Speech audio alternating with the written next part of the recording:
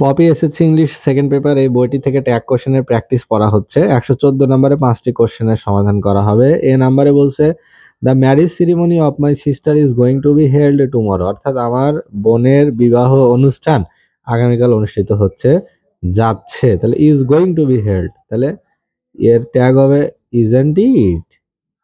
এই the marriage ceremony of my sister এটার জন্য ইট, আর ইজ থেকে হবে ইজন্ট ইট।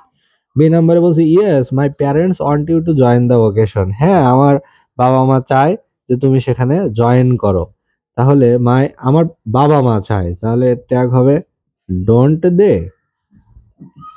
সি নাম্বারে বলছে everybody of my family is eagerly waiting for you, অর্থাৎ আমার পরিবারের সবাই তোমার জন্য অধীর আগ্রহ নিয়ে অপেক্ষা করছে, তাহলে এটা ট্যাগ হবে ডোন্ট দে, কারণ আমার ফ্যামিলি মেম্বার এভরিবডি, তাহলে এটার জন্য দে।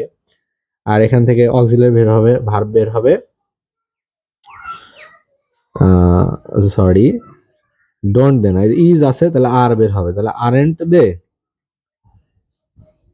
ট্যাগ হবে আরেন্ট দে।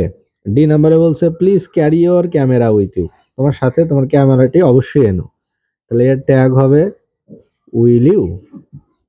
ই নাম্বারে বলছে thank you very much, thank you very much অর্থ হলো I thank you very much, আমি তোমাকে থ্যাংক ইউ জানাই, ধন্যবাদ জানাই, তাহলে এর ট্যাগ হবে ডোন্ট আই, ডোন্ট আই, কারণ থ্যাংকটা মূল ভার্ব, এর ভিতরে আছে ডু বা ডাস, তাহলে ডোন্ট আই, সেই জন্য হলো ট্যাগ হলো ডোন্ট আই।